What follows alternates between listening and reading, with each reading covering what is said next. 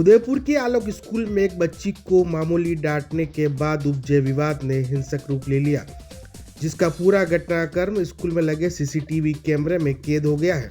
School के प्राचार्य नारायण चौबिसा ने पूरे प्रकरण पर सफाई देते हुए बताया कि वर्षों से कार्य शिक्षक चंद्रशेखर कुमावत ने बच्चों को सिर्फ डांटा था, जिसके बाद बच्ची के परिजन शिकायत लेकर स्कूल पहुंचे।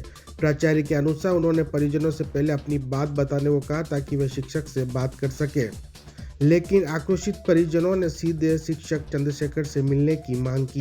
इसके बाद बच्ची के परिजनों के साथ आए करीब आधा दर्जन से अधिक लोगों ने कानून को हाथ में लेते हुए स्कूल परिसर में जबरदस्त तोड़फोड़ की और शिक्षक चंद्रशेखर कुमावत के साथ बेरहमी से मारपीट की, जिससे वे गंभीर रूप से घायल हो गए।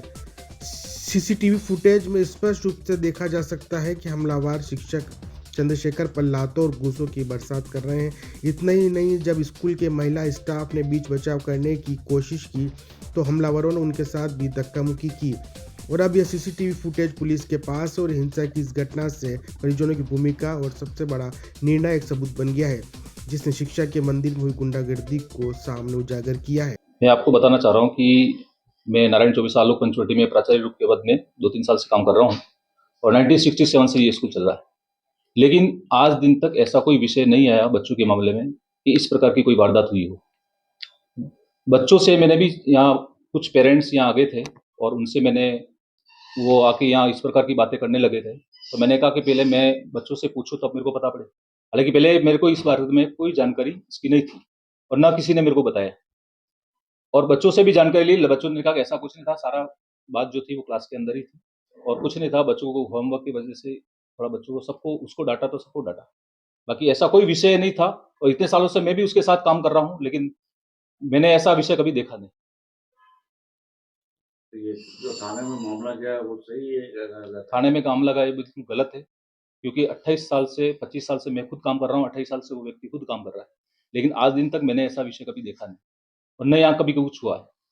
ये जो मामला हुआ है बिल्कुल गलत है और यदि आपको लगता है कि इसकी जांच करके आप पूरी कार्रवाई करो। हमारे सीसीटीवी कैमरे भी लगे हुए हैं सब जगह, बाकी ऐसा कोई विषय नहीं। जी सर। पहली बात तो वो आने के बाद मेरे से बात करते, उन्होंने खुद ने अपने कानून को हाथ में लिया है। ऐसी कोई बात होती तो पहले मेरे से बात होती और जबरदस्ती जाकर के टीचर्सों के साथ भी उन्होंने पेटापेटी की, लेडी टीचर्स के पास की और उस व्यक्ति को इतना मारा कि उसके अभी वो सीरियस चल रहा है, हॉस्पिटल में एडमिट है। तो इस प्रकार की गतिविधि, जबकि उसको हाथ में उसका हाथ भी टूटा हुआ है, ऐसी पोजीशन में उसको यहाँ स्थितियां कर दी और हम लोग छुड़ा रहे थे, लेकिन छोड़ने के लिए तैयार नहीं थे। लेकिन सही पोजीशन तो हमको जब बाद में बच्चों से जानकारी ली तो पता लगा कि वास्तव में कोई किसी भी प्रकार की कोई बात नहीं थी। तो कहा था कि पेरेंट्स अंदर आए मेरे से बात करने के लिए और क्या चंद्रशेखर जी कौन है। मैंने कहा चंद्रशेखर जी से क्या हुआ, पहले मेरे से तो बताओ क्या बात हुई।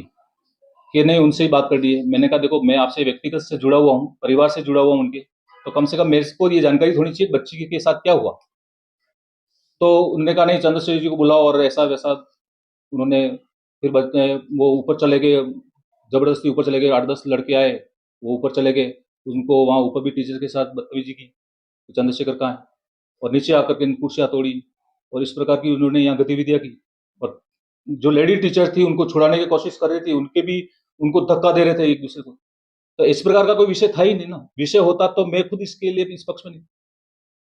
तो ये सारी जो बातें हुई है वो सारी गलत है, किसी भी प्रकार की कोई सही बात नहीं। मैंने ऐसा कोई काम किया नहीं है, ना कुछ बोला है इस लड़की को। उसके बाद भी ये मेरे साथ ऊपर बुरी कदर से हरकत करने लगे। मेरे को पकड़ के ऊपर से खींच के सीढ़ियों से नीचे लेके आए और सीढ़ियों से मारते हुए कूट की, इन्होंने मारकूट की और बुरी कदर से पसलियों में और मेरी पीठ पे और तबे से इन्होंने लातें मारी। उसके बाद मेरे सर पे भी लातें मारी और उसके बाद मेरे हाथ पे जो हाथ भी टूट गया और पूरी हड्डी टूट चुकी है और कमर से मेरे को बैठा भी नहीं पा रहा। बड़ी मुश्किल से मैं सो रहा हूँ, उठ पा रहा हूँ।